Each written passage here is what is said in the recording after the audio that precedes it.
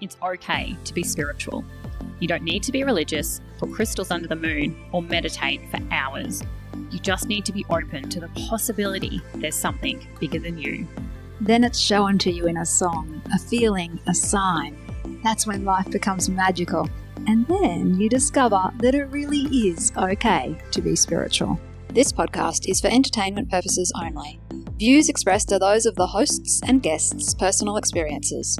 The information provided is not a substitute for professional advice, whether medical, legal, or otherwise. Welcome back to another episode of It's Okay to be Spiritual. I'm Laurie and I'm here with Helen. Hi. Hey, Helen. And we're here with Peta from Unearthed Crystals. Thank you. Thank you for joining us Thanks today. for coming. So we've had some questions come in from viewers and we also have a whole list of questions. I must confess, I think I started this podcast just to do this episode because I have so many questions to ask you. That's fine. And I'm an Instagram follower, so if you don't follow Unearthed Crystals, jump on. Peter's very live. You see all the crystals before they go on display. You get sneak peeks. It's very obsessive compulsive. A little bit. And just on that, why do you think crystals are obsessive? Like you get one and then suddenly you have a whole bedroom and you're gifting them to everyone you've ever met. Because they're really pretty. It's kind of like, I guess it's kind of like anything. Like someone like really loves jewelry. They'll find a jeweler they like and then they'll get like their friend a bracelet and their mum needs a necklace and their husband's going to need a new ring. Same thing. It's because literally it's like that sparkly prettiness that we all love. But also they make you feel good. So why not? I agree. And so let's talk about crystals, what they are, how they work. So there's an energetic vibration associated with crystals, correct? Yes. Yeah. And so how does that work when this is one question I do need to ask. Mm-hmm. How close do they need to be to you to work? You know, do you need to have it on your body? Is 2 meters away still working? Is one in the bedroom and you're in the kitchen? Are we still getting the vibration off that crystal? Yeah, but it depends what you're using it for. So if you're using it for like internal healing, like stuff like deep on the inside, or you're doing like meditative healing, have it like on you or right next to you. On you is always best. If I like to be, I like to call a lazy healer. So if I need to, You speak my language. if I need to work through some stuff, I'll have it on my bedside table, do all the hard work while I'm asleep. Yeah. You definitely speak my language. Yeah. I don't tend to put it like in my, like under my pillow because I sleep with my arms under my pillow. So I always lose them down the back of the mattress then. But next to the bedside's fine. For energy within a room, you place it throughout the room and that energy will vibrate. Shapes change the way that the energy moves and there's a whole science behind it. But yeah, our blog talks about the shapes and how the energy works with different shapes. But yeah, when it comes to like around the house, clusters are really good, spheres and roughs. Well, you started talking about the properties of them and surely it's got to do with the actual way the crystal's formed, the place on the planet it's found. There's got to be some geological type science behind it as well as metaphysical? Yeah. So I actually talk a lot about like emotional healing, like emotional frequencies more than the metaphysical, because I like to tie it in with the science. Because you get a lot of people, especially when you're first learning, they can't feel their crystals yet. They can be a bit like, I'm not sure. But normally if you explain the science behind it, they're like, oh, okay, that makes sense. So like for quartz, for instance, it has its own frequency, which is perfectly timed, which is why it's always been used in like clocks and things like that. LCD like your watch has and it in computers. Yeah, and it's because of its like perfect frequency. It's perfectly timed at all times. So it keeps all the clocks and stuff running, literally. So yeah, and they use it for all sorts of machines because of that, because it keeps everything smooth. So, yeah, and then you have other stones where you have like mineral, like so the bits that make it colorful, deposits in it.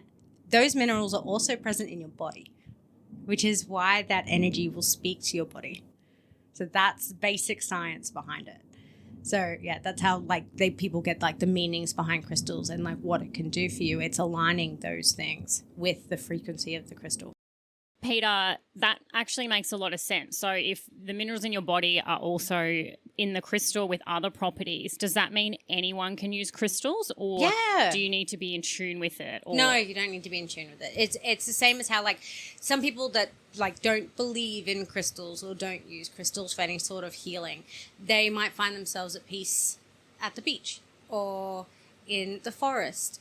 All those minerals are present in those areas. It's like I know that if I'm upset about something, I'll go to the beach. I don't swim at the beach because like there's sand and stuff and the water goes everywhere. But it's like, but I'm quite happy to sit on the beach and enjoy the beach that way. And that being said, if you've ever seen those viral reels of sand under a microscope, you'll understand why you like the beach. Because it's literally all of those stones in minute little pieces that have been tumbled through the oceans for thousands of years. Even if not more. I don't know. I wasn't there when it happened.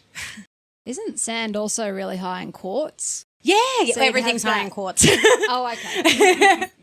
Yeah. So you'd have that sort of that, you know, that feel of the timing of the earth when you're sitting on the beach. It's that frequency. It's the one that like the whole world runs by. Yeah, because we're standing mostly on quartz. Like quartz makes up, I think it's something crazy, like 90% of the earth. Right? Oh, wow. Yeah. So, like, it's either quartz or water. Take your pick. Basically. Like we're 80% water. Yeah. And so coming back to that, beginners, they walk in this shop. How would someone who hasn't worked with crystals or can't feel the vibration yet, how would they go about choosing a piece? Do they just look around and see what they're intuitively drawn to, or do they go based on what they want to support and then go to the crystal? So usually if you walk into my shop, one of us will greet you and then one of us will come over and ask you if it's your first time here. The reason why we do that is we like to get a feel for where you are in your journey. If you've just wandered in here to grab a gift, or if you are new and you need direction, but some people don't like to ask for it. When I do have like beginners come in, I will usually take them over to our tumble table because it's that huge array. And I will say to them, don't pay attention to anything except which one makes you go, ooh, because that's the one. I said, we'll look into like its properties afterwards. I said, but let's do that. I said, if you want a bigger piece, we'll go find a bigger piece in the same stone. Not a problem. This is the best way to start. And yeah, it hasn't failed me yet with helping them. If someone walks in with a list though, usually I'll hear their list and I'll go, okay, so what are we aiming for? And then I might redirect a few things if needed, because sometimes they'll come in with like maybe like really expensive stones. And if they're a beginner, I don't want to start them off like that. And we'll go for something that is not as, I guess, hardcore mineral-wise, but just as pretty. And we'll do the same. That tumble table is really pretty. It is. But I also really like that someone's, you know, you're almost holding their hand, whereas crystals are quite, they can be like a really overwhelming topic, can't they? Like, and you know, when we walked into Mind, Body, Spirit, and there were those two really big crystal shops right at the entrance. I know which ones you're talking about, yes. It's a lot. There were a lot. I mean, I loved it, but I get it. It's where I go to. Okay. Give me it all. But I really like the girls here are absolute wealth of knowledge. And so let's get into beginner crystals versus someone who's further along. Yeah. So why do we even call them beginner? What would be the difference between a beginner and something further along? Like, why are we not saying go here, start here? Because I take as a beginner as someone who's never worked with crystals, literally walk in and go, I have no idea what I'm doing. And they're a little bit like a sheep in the dark. They don't know where they are, what they're looking for. That is a beginner. Anybody who, like, let's just say you've had one crystal in your life, you're no longer a beginner. You've carried a rock around in your pocket for 20 years, you're not a beginner. Yeah. Your subconscious knows what you're doing, even if you don't. Yeah. So you won't be as lost walking into a place with over 2,000 crystals on display. Mm-hmm. Yeah. So, and you won't feel so overwhelming. With that being said, I think probably my favorite beginners, and I'm going to use that very loosely, is actually the kids that come in.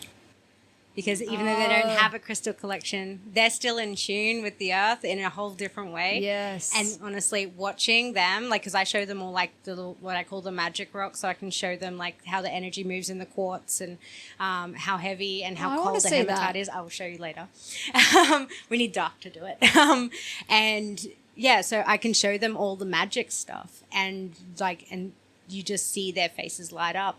Meanwhile, their parents are watching this with the same like awestruck look on their face, because I'm like, I can prove it. Let me prove it to you. But anybody, I think like once you've had at least one crystal, you've worked with at least one crystal, I wouldn't class you as a beginner anymore, because there's parts of the inner you that knows what they're doing. And they were the ones that brought you here. Yeah, Helen loves this aspect of crystals, don't you? That it's like a returning back to a knowing. And we've spoken about it. When I walked into a crystal shop, my body just vibrated intently, and I had to sit down, and I was like shaking and crying and wow, yeah, that's a very big reaction. We're gonna go into some stuff. Yeah, I want to hear that one. Yep. But in your response to that it was just like this big knowing, and it just went boom all through your body, which like I love that perspective. Yeah, and intense remembering. I think I'd love to hear your perspective on this, but I think different civilizations, like the lost civilizations, have used crystals in different ways. Yeah. And so we have each of us can have a different resonance or a different remembering or a different thing connection up when we are exposed like that.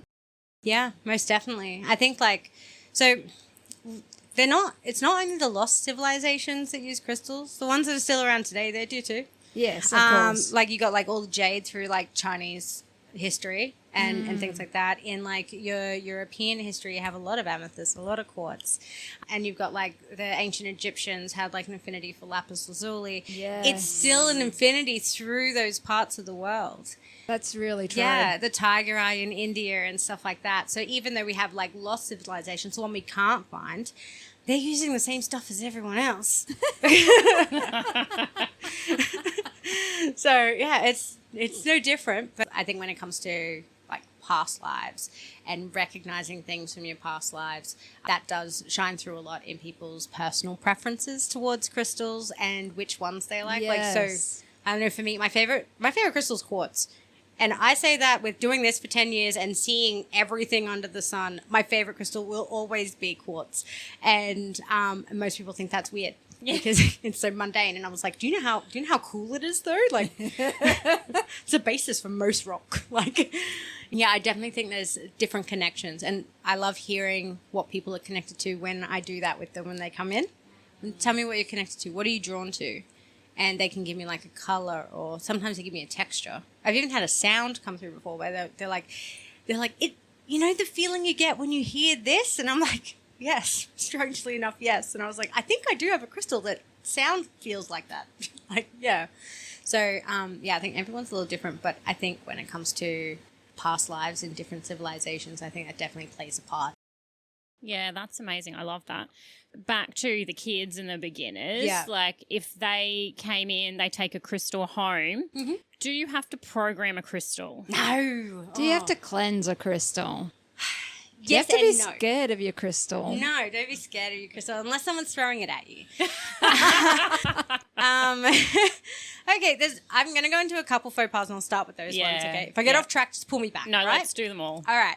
So the first one was, do you have to program it? No, but you can if you want. Quartz is programmable, as we see in all technology. We just touched on that, all technology. In saying that, you can't program it to change its frequency. True. Because it's exactly the same. Yeah. So all you're doing is you're just programming your intent with the frequency of that crystal, so it projects that with its frequency. Yeah. You're not changing the crystal in any way. So that you can amplify your intention. Yeah. For me, I like to become friends with my crystals. I don't ask them to do specific things. I'm just like, hey, I'm doing this hard stuff today. Come with me. I find personally that works for me. I always say to people like, what works for one person may not work for another. That's why there's so much conflicting information regarding like uses of crystals and stuff like that. And I really love that because the basis of unity consciousness is relationship. Yeah. So, creating a direct relationship with Source, but also creating a relationship with the other things around you that Source has created. Yeah. Like a crystal. Yeah. I really love that. I'm doing this hard thing today. Come with me. Yeah. It's perfect because it's like an honest relationship, isn't it? Yeah. Come and hang with me. I could really appreciate you today. Yeah. Like that's like yeah. And sometimes, Beautiful. like honestly, sometimes you can, I don't know, this is normal. Normal is used very loosely here as well. But sometimes I feel like one of them, like there'll be one that's calling me to come with, like they're saying, hey, can I come? Yeah. I don't want to look at these walls anymore. Can I come with you today? So, and they all have, I guess, their own personalities, because energy is a type of personalities is a type of energy. Yes. So it's the same sort of thing, which is why I have multiple pieces of this exact same stone. I like that as a good excuse to continue to buy crystals. This is my third quartz because they're all doing different things for, at different points. Yeah, they're different shapes. This one's Yeah. got this in it. Yeah, good. Yeah. I love that. So that's your excuse if Yeah. someone is telling you to stop buying too many crystals. Oh, don't listen to them. Yeah, They don't know what they're talking about. We've got it sorted. Peter's got your back. Yes, I do. And what about the cleaning? Oh, cleansing? Okay, Cleansing. so if you're using it for healing, yes, cleanse. Like if you're using it on your body, meditation, healing, especially if you're using it to draw out something or to some of them can take away pain. I'll go into that another day.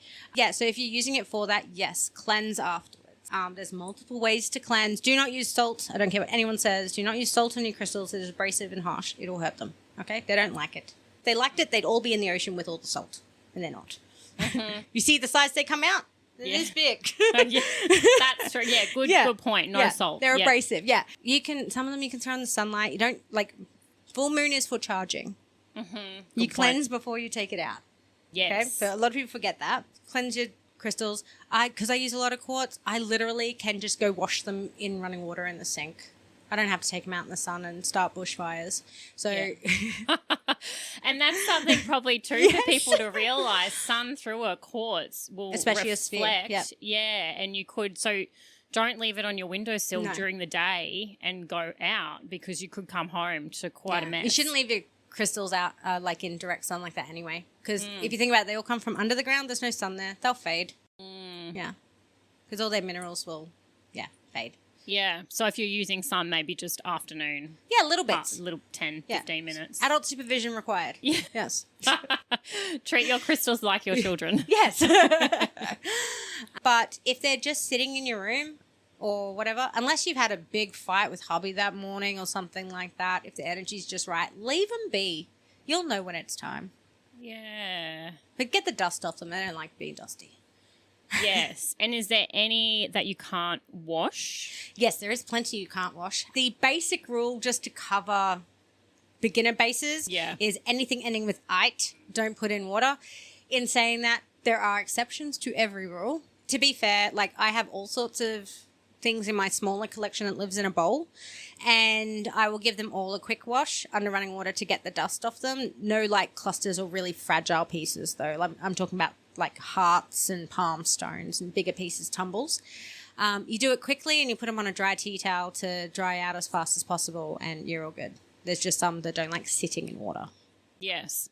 And other methods, selenite? Selenite will cleanse. Yes, you can stick everything on selenite and it works a treat. Like that's why we go through so many selenite bowls, because people are like, oh, what's the easiest way to cleanse my jewelry?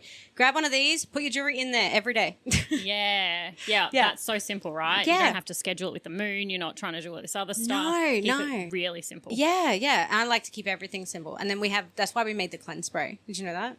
It's because, have you ever tried to like quickly smoke cleanse a room? Yeah. Because you can't put the sage out when you're done easily, right? Unless you like dunk it in water. Yeah.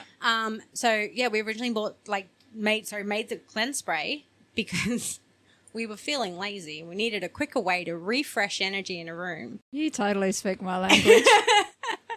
So yeah, for in between big cleanse days, we made, and there's plenty of ones just like it on the market. So like everyone has the same idea. So Peter, first question I have is bigger, better? No. I don't care what anyone says, no. Bigger is sometimes nicer if you're a collector, but energy-wise, nah. Size doesn't matter. It's how you use it. Mm-hmm. Yeah. It's as simple as that. I can have people that come in and go, oh, I was told I needed a 10-centimeter sphere for my whatever room. It's the only way it'll bounce. No. If you can't afford a 10-centimeter sphere, that's fine. Grab a tumble, put it in the room. Same thing. You might have to sit a little closer, but it's fine. The energy doesn't matter how big the stone is. But the shape maybe does, do you think? So shape polished, rough. Yeah, so the shape will only change how the energy moves. So I'm going to need 2 hands. Hold on. Thank you. So sphere, energy comes out uniformly, right? Pyramid comes out through the top. Generator, same thing, except it's more of a blasted energy because you have all those sides coming up to the top, right? Then you have a heart. So you have uniform and then your hard one, which is why when you're using it for energy, you'd put your uniform on the outside for your left hand because you want to bring that in, and then you can turn it around for your other side. Same with double terminated points, comes out both ends. That sounded weird. And then there's like, I can't think of any other shapes, right? And like cubes and stuff like that. You just think of the shape and how like light would reflect from it if it was a mirror. Yeah. Best way to figure out how the energy is going to move. When it comes to roughs, because they're completely untouched, the energy is like this moving force like this. This is how I picture it anyway. I understand this is a podcast and no one knows what the hell I'm doing with my hands. But if you want to look at her reels, I'm sure she'll put this bit on there for you. Good thinking. It's kind of like I'm massaging someone's bald head, okay? Yeah. So, and I feel that it moves more fluid, like more like a little fluid pocket over it, and then it expands out, kind of thing. So I have a lot of roughs because of that. Yeah. That's beautiful. Yeah. Yeah, I love that heart. Like I've never done that or thought to practice with the heart stones like that. Yeah. Yeah. That's beautiful. There's a use for everything. Mm-hmm. So I've got a question that doubles back a little way. Mm-hmm. You said that there's a difference between metaphysical use and you prefer to think of the metaphysical properties, and emotional properties. Mm-hmm. What's the difference? So metaphysical is normally a mixture of like physical, spiritual, and emotional properties, like all put together. Like there's a whole like aura cleansing and stuff like that, right? Now, when I'm talking about like emotional properties, I'm talking about how they can support you emotionally. I'm talking about them being like they're like your sidekick that sits in your bra telling you to keep going. Like that's very different to like the metaphysical versions, which goes more into like the healing and like meditative states and connecting with like Ashic records and things like that. Two very different things. Yeah. So if we're bringing it down to like surface level, and is what I do with all of my beginners, I'm like, you start here. You start with how it makes you feel. Like whether or not you feel like it needs to come with you that day. Worry about what the book says later. Like it's your soul, your body on the inside, it knows what it needs. It knows what it wants, which is why when you have a magnesium deficiency, you crave chocolate after dinner every night. Your body knows what it needs. And same things works with crystals, with fresh air, with having a nap. You know, it knows what it needs. Sometimes you just got to listen. Sometimes. I say sometimes because life is also there. How good are we at listening? Oh, not very good. Another episode coming right up. So we talked about crystals being used in different civilizations all over the world. Mm-hmm. Does that mean those areas are predominantly higher in that availability of crystal? And then, like, we're in Ipswich, Queensland. How do you know where to get the best ones from? Tell us about the ethics, the sourcing. Yep. All right. So I have probably about 2 handfuls, so about 10 suppliers that I've used. I'm 10 years in, so I have really good relationships with these suppliers now. And I like to look at the small guys. I like the ones that will, some of my most favorite Himalayan pieces, like Himalayan quartz, is from a father-son duo that go out in their backpack. And whatever they find, and that's it. And I love them for that because, I like to just see what's available. I don't like to put in orders for things. I don't be like, go find me. No, that's not how I work. So if I do that with all of my suppliers, like all of our minerals and stuff like that, our guy from Morocco, he is this lovely, tall man named Mohammed, and he always smells so delicious. And whenever I see him in person, okay, so I don't have this a is not a metaphysical weirdness. No, he's not. He's this tall, beautiful man, and the first time I met him face to face was in Tucson in 2020. So and. When you're at your gem show. Yeah, whereas big gem show. Yeah. Biggest one in the world. Yeah. Every year, happens in the middle of the desert in the middle of nowhere. We got to go in 2020, which was amazing, before COVID hit. We came back just as it was headed this way. Yeah, so I got to meet him for the first time, and he is such a lovely man. Like, you just want to squish his cheeks, except I can't reach them. He's very tall. So he lives in the Bronx, and his uncle owns the mine over in Morocco, and he goes over to Morocco. So when we are sourcing new stuff from him, he will literally call us on WhatsApp video chat with holding a torch in a shipping container in the dead of night, so it's daytime here, showing us flat by flat of like what they've found this time and things like that. Our vanadinite's from him, and it's superb.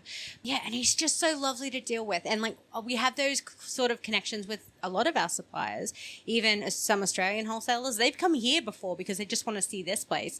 And I love that. I like to deal with like direct, like people that own the mines and things like that. They don't know exactly what's going on. And I get to know them on a personal level along the way too. So, and like, that's really, really good. Yeah, when it comes to like new suppliers being like, hey, I've got this. I'm like, I don't know you. I don't know where that came from. Yeah, so I get picky with certain regions as well. If you like, I can tell you about a new one that's come out and most people don't know. Yeah. Definitely we want to know. We want scoop. So here's the tea. So it's well known within like the mineral collectors world and like the wholesalers and stuff like that. Unfortunately, the best lapis in the world, the lapis lazuli, I no longer will be stocking it along with a lot of other people because the last mine was taken over by the Taliban. So there's a lot of people that won't do it. There is other lapis in the world. It's just not of that deep like azure blue. It's more like a denim lapis from like India. That's fine. But yeah, because the last mine's been taken over by the Taliban, there was even a lot of people that were not buying it at the show and things like that. And it was confirmed from the sellers at the show. And I have let's just see if you can answer this, whether I got the rumor right. Citrine. Yes. Raw. Like, yes. Is that running out of supply? Is that... It's just really rare. Okay. So the Madagascan pockets, which is a lot of our natural citrine is from, yes, they are running out. So the price has gone up for those. In saying that, it doesn't mean they won't find another pocket. They run out of stuff all the time. They ran out of, like, Larimar, for instance. It was flooded. No one could get in there for 6 years. Yeah, right. And it's only from one place. Like, stuff like this happens. Yeah. And then it'll come back and everyone's like, yes! And it goes nuts all over the place again. So, so everything works in waves. Yeah. So, yeah. But in saying that, our Kundalini citrine is from the Congo. Yeah, where'd you hear the rumor about the citrine? I don't know. Maybe when I was in... It's kind of new, man. Do you want me to edit that out? No. I was nearly going to say... No, I was just wondering where you heard it from. Maybe I should ask you this off camera. That's what I was about to say. Maybe we'll edit this bit out. No. Because the Congo stuff will be fine. Yeah. Yeah. It's just harder to get. And so let's talk about for someone who just, goes to a market or just walks past, not coming into your shop, could someone pick up a crystal and know if it was ethically sourced? No. So, unlike diamonds, there's no governing body to the crystal thing worldwide. There's no governing body at all. There's no, like, if people are like, oh, I've got a certificate of authenticity. It doesn't mean anything. We can print those out. There's no stamp. There's no one to have the stamp. No one designed the stamp. There's no authorization behind the stamp. We have no governing body, right? So best thing to do is if you're out shopping and you find something that you really love, but you are worried about where it came from, ask the seller as many questions as you want about it, and then pay attention on whether or not they can answer them. Because that lets you know how they source. Because if they don't know where it came from, especially if they don't know what country it came from, I'd probably give it a miss, just because you can't guarantee whether it's conflict free, because that is a thing with some stones. So give us 3 questions. What country is this stone from? Yep. Then what would I ask? Is the color natural, depending on the stone? Yeah, and has it been treated in any way? I didn't know you could do that. What, treat them? Yeah. Oh yeah. They use it to make the color richer and they use it to speed up the process of what would happen underground. So yeah, and it's like you should see some of the lab grown stuff these days. Whoo! Like there's a lot of, like me included, you couldn't tell the difference. Oh wow. Yeah, it's dangerous. Yeah. Like, you can feel the difference, but you can't tell the difference.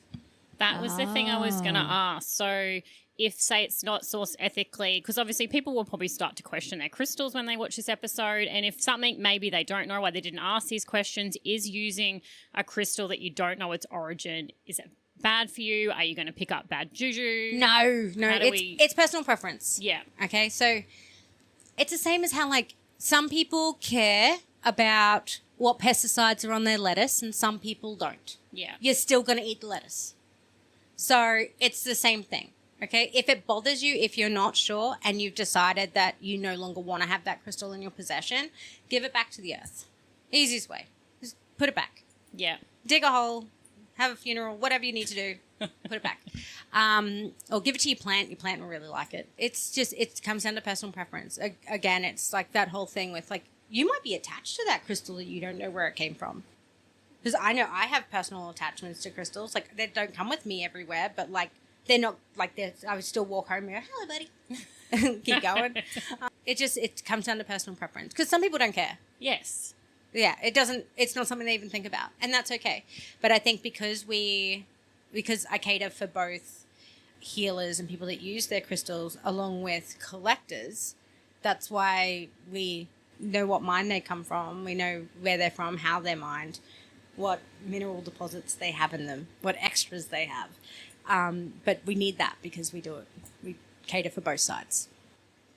I think also on that point, we could treat it like, you know, like our food when we aren't able to choose, say, organic produce, and we can bless it and care for it and sort of send the love back up the production line. We could do the same with a crystal and help to forgive the situation from which it came, or our concerns, forgive our concerns. Yeah. I think there's a few things that I think need to be spoken about more, and it's starting to, like with Ethiopian opals, there is still blood diamond trade, even though they have a governing body. So can you imagine some of the other stuff that happens? But in saying that, this is the biggest thing with ethics, right? So this is why we actually moved away from saying ethically sourced and more to responsibly sourced, because what needs to be done in a third world country is held at a different standard to what needs to be done in a first world country. So, like, when they're like, oh, but they're working, you know, out in the mud in a shirt and boots. And you're like, yep. How are they feeding their family this week? Yeah. These are the villagers. Yeah. And that's where they find them, and then they're able to sell them and feed their family for the next year. So you have to think of it that way too. I'm talking about, like, when we say responsibly sourced, there's no slave labor involved. No one's killing anybody for our rocks. Mm-hmm. You know, everyone is treated fairly, paid fairly, and, like, I make sure of that too. If something's offered to me too cheap, I question it so bad. I'm like, okay, but what about the guy that dug it up? How much did you give him? Because, like, the mathing isn't mathing. You know? Did you give him just a bag of rice and call it a day? Because that sucks. So we watch for stuff like that. And I think that's where your personal preference comes into it too. But, yeah, you just have to remember that what is classed as proper OH&S here is not over there. So when you see videos of people, like, crawling through the mud finding rocks in, like, a big mine in a third world country, that's completely okay as per their standards. But for me, as long as everyone's treated right, they're paid correctly, and there's no slave labor involved, which can happen in some mines. Yeah, that's why I deal with the little guys, because they're already out there in the mud, but they choose to be with their backpacks on. Yeah, just like Peter Gunnison. He's always muddy. Yeah. I'm obsessed with that show, by the way.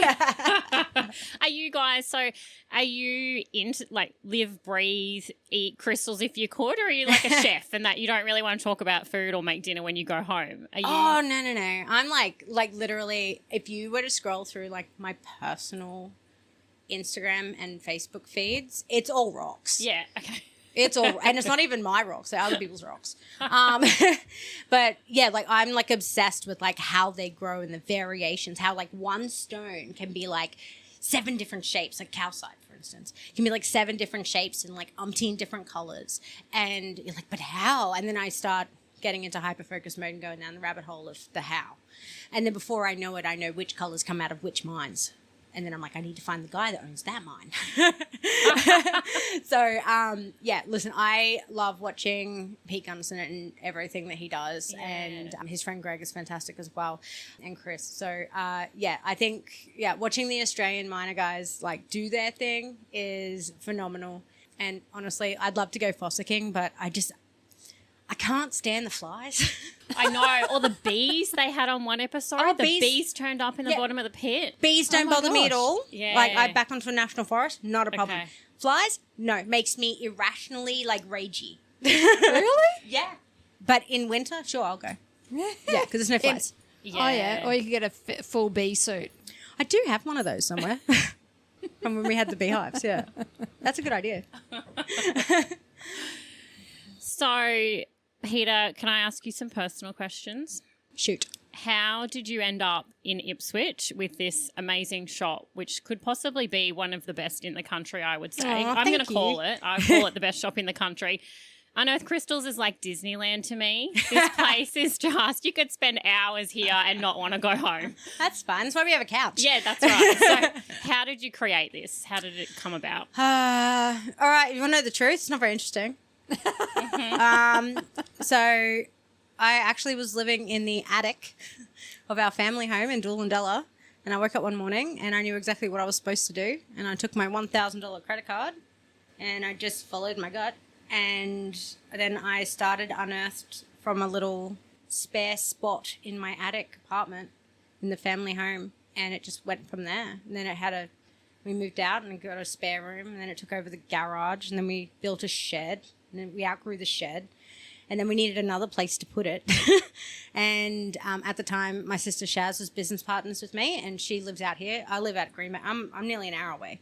Yeah, so because she'd been doing the trip to my house for 5 years, I thought, oh, well, time to swap. Mm-hmm. And also, there's nothing like this out where we are. So, and then we found this, and it was perfect for us because it was like enough space. We were away from everything, because we weren't open to like the public walking in at first. That's only more recent.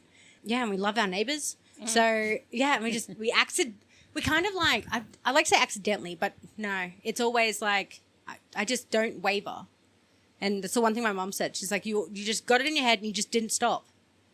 And like she said to me a few times along the way, because you know the economy gets a bit crappy, but she's like, do you feel it's time? And I'm, no, just.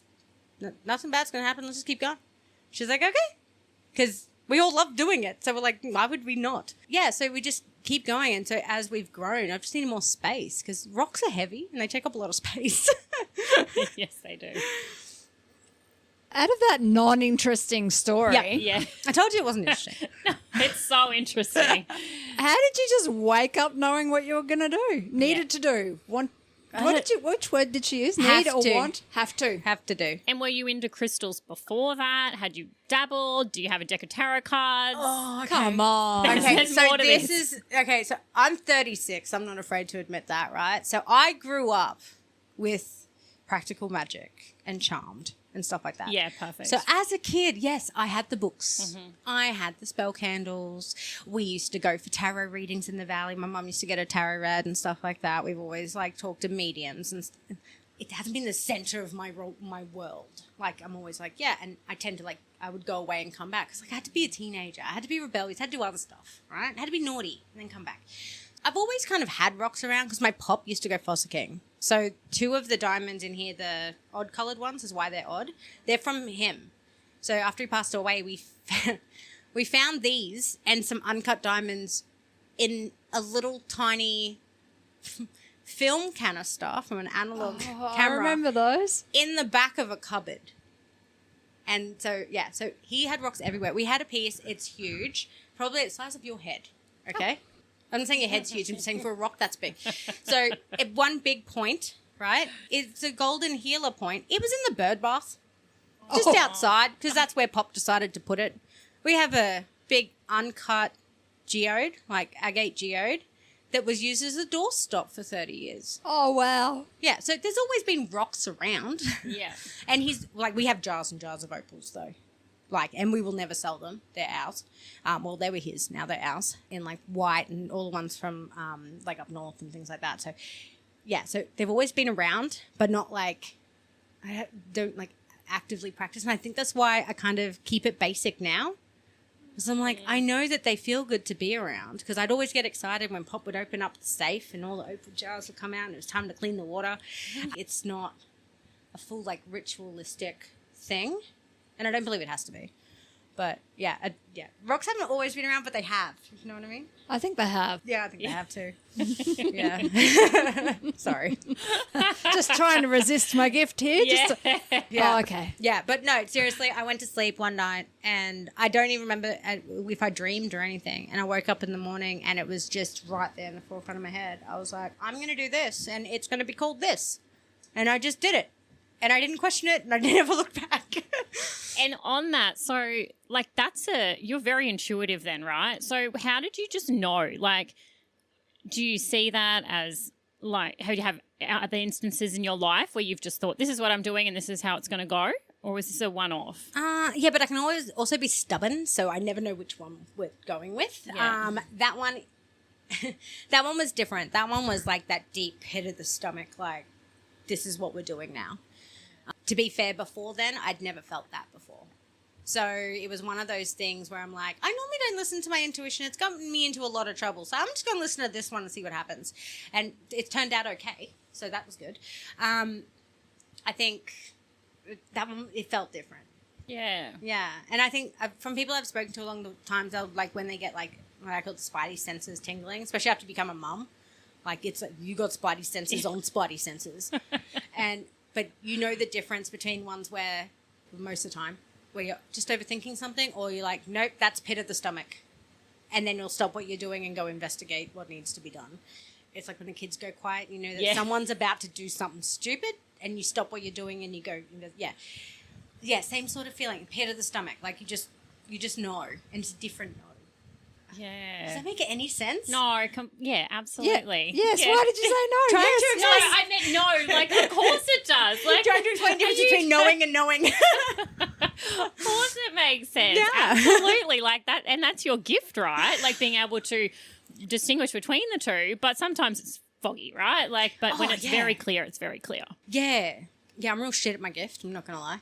But in saying that, sometimes I just know things. Yeah. And sometimes I'll say them out loud when I shouldn't. I've freaked out a couple people here that have come in store before. And they've like come up to the counter and they're like, just these, please. And I say, oh, how long haven't you been sleeping for? I'm like, shit, that was an inside thought. And usually I can tell by the crystals they've chosen. And they're like, sorry? And I was like, never mind me. Just carry on. But yeah, if you get me on like what I call a weird day, it's where my ADHD has gone off the rails and I've let the delirium seep in. Normally when it's really hot, yeah, you can come in and be like, so what's happening tomorrow? And I'd be like, well. But yeah, it's real foggy, goes in and out. I'm not saying I'm not magic in any which way, but just sometimes I know stuff. Yeah. Yeah. That's cool though, right? Yeah. Like we're just ordinary people walking the planet, but sometimes we know some stuff. Yeah, basically. Right? Yeah. Like, yeah. And sometimes I dream some stuff. yeah. Yeah. And we like crystals. Yeah. Yeah. Yeah. And they just kind of all go hand in hand in some strange way. Funnily enough. I like how you got a full cackle going with that one. It really started down low.